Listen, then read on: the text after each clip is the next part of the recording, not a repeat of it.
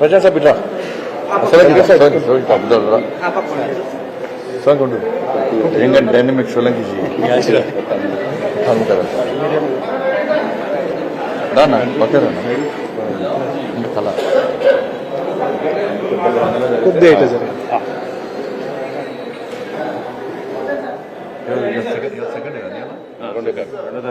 ఈరోజు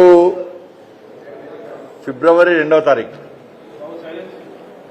కాంగ్రెస్ పార్టీ ఎన్నికల ప్రచారం సందర్భంగా మేనిఫెస్టోను తయారు చేసి కాంగ్రెస్ పార్టీ ప్రభుత్వం ఏర్పడ్డ వెంటనే ఫిబ్రవరి 1 రోజు గ్రూప్ 1 నోటిఫికేషన్ ఇస్తాం. డిఎస్పీలు అవుతారు, డిప్యూటీ కలెక్టర్లు అవుతారు, ఫీల్డ్ అయ్యారు, రకరకాలుగా 24 డిపార్ట్మెంట్ సంబంధించి ఆఫీసర్లు అయ్యే అవకాశాన్ని మేము కల్పిస్తాం. తప్పకుండా ఫిబ్రవరి 1 రోజు గ్రూప్ 1 ఇస్తాం. ఏప్రిల్ 1 రోజు గ్రూప్ 2 నోటిఫికేషన్ ఇస్తామని చెప్పన్నారు. ఇలా ఫిబ్రవరి 2 అయిపోతుంది. ఎన్నికల సందర్భంగా ప్రతి కాంగ్రెస్ పార్టీ నాయకుడు అన్ని మేనిఫెస్టోకి రాదు, మాది అన్ని పార్టీలకి మేము కాము.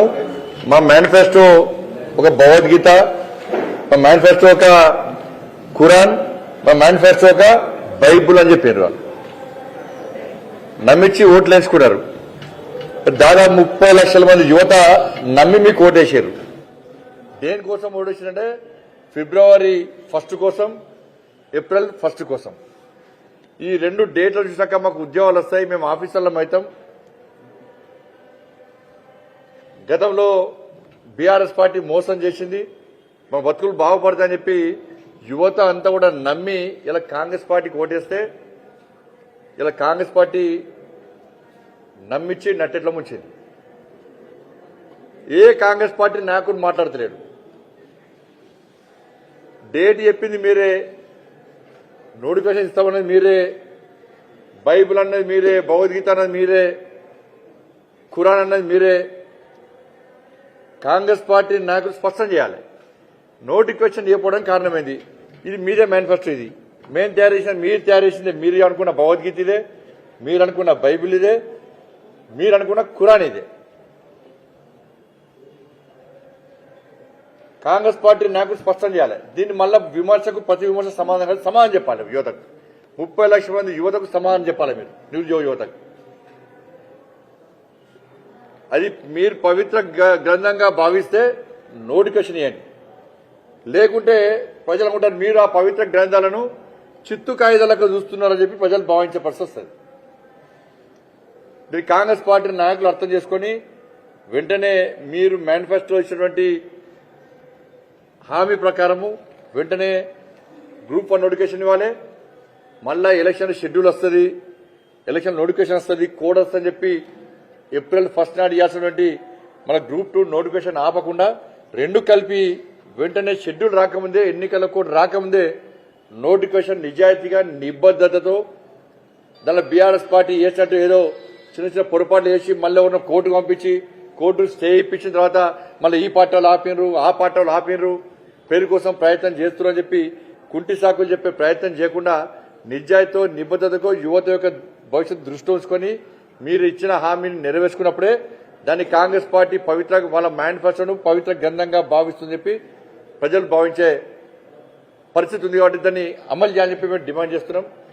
యాసంగి స్టార్ట్ అయింది, పంటలు వేసుకుంటున్నారు, స్టార్ట్ అయింది. ఎకరానికి 15,000 రూపాయలు రైతు బంధు ఇస్తున్నటువంటి కాంగ్రెస్ పార్టీ ప్రభుత్వం ఇంతవరకు వాళ్ళు ఇచ్చిన హామీని నెరవేర్చలేరు. ఇవాళ 15,000 రూపాయలు ఇస్తారు కావచ్చు, పోయినసారి నష్టపోయినాం. కనీసం ఈసారన్నా కాంగ్రెస్ పార్టీ 15,000 రూపాయలు ఇస్తానది రైతు బంధు పేరు మీద మాకు ఏదో ఒక ఉపయోగపడుతుంది అని చెప్పి భావిస్తున్న రైతులకు ఇవాళ కాంగ్రెస్ పార్టీ ఇలా మోసం చేసింది. ఆపడానికి అభ్యంతరాలు అవి. నోటిఫికేషన్ ఎవరు ఆపేరు ఇవ్వకుండా రైతు బంధు 15,000 రూపాయలు ఎకరానికి ఇస్తున్నారు. యాసంగి స్టార్ట్ అయింది, ఇవ్వకపోవడానికి కారణం ఏంది? ఎవరు ఆపారు? మీకు వచ్చిన ఇబ్బంది ఏంది? మీరు ఇచ్చిందే మాట అది. మీరు ఇచ్చిందే మాట. గతంలో బీఆర్ఎస్ పార్టీ ఇది చేసింది అది చేసింది అన్నారు, ప్రజలు నమ్మిరు. వాస్తవం బీఆర్ఎస్ పార్టీ రైతులను నట్టేటం వచ్చింది. మరి మీరేం చేస్తున్నారు? మీరు ఇచ్చిన హామీ ఎందుకు నెరవేర్చలేరు? ఎకరానికి 15 రూపాయలు ఇస్తారా ఇయ్యరా? రైతులను ఆదుకుంటారా ఆదుకోరా?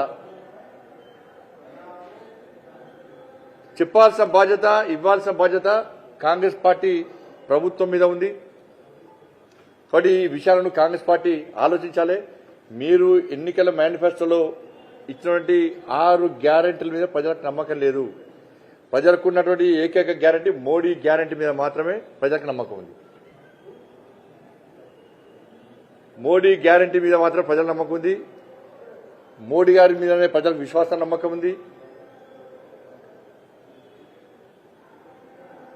ఇవాళ ఇక బస్సులకు మహిళలకు ఫ్రీ ఉచితంగా రవాణా ప్రయాణం ఇచ్చారు.